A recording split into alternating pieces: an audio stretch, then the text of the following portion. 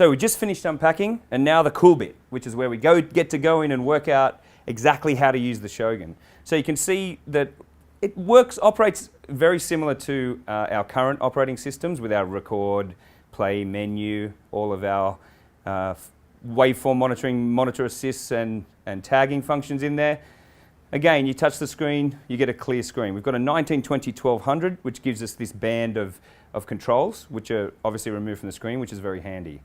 So what I'm using here is an SSD. I'm recording to ProRes HQ directly from the GH4. Now this GH4 puts 10-bit out. You need to go into the settings of the camera and choose HDMI output as 422 10-bit. That will mean you can't record internally, but what it means is you get the lovely 10-bit from the sensor over HDMI straight to the Shogun. Now, to put a few people's minds at rest, our HDMI is 10-bit, always has been, and always will be.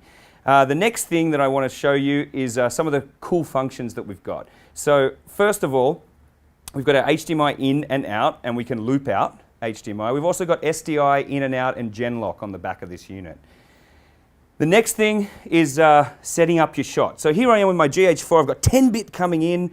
I'm recording directly to my SSD, which is plugged in at the back here. Again, I can choose multiple SSDs, SanDisk, OCZ, Kingston, Intel, Transcend, etc. They're all available. Waveform. Let's check my exposure settings. Now I've got a few waveform functions, waveform down the bottom here. If I just throw my hand in front of there, I've already set this level up. It's not too bad. I could probably adjust it down a little bit, but I'll leave it there. If I touch the corner, I get the full waveform across the screen, and if I go into the main mode, then I've got the same thing. So also I can adjust the transparency of this. Boom, transparency down, I can still see my image, or I can whack it back in the corner and I can still see what's going on. Very, very beneficial. If I want to get rid of that, my overlay stays with the waveform, but everything else is removed. These are my new menu structures. I can change the size and display in here. Okay, so that's waveform. I'm going to leave that on down there, shore it up a little bit in there, so I can see that all the time.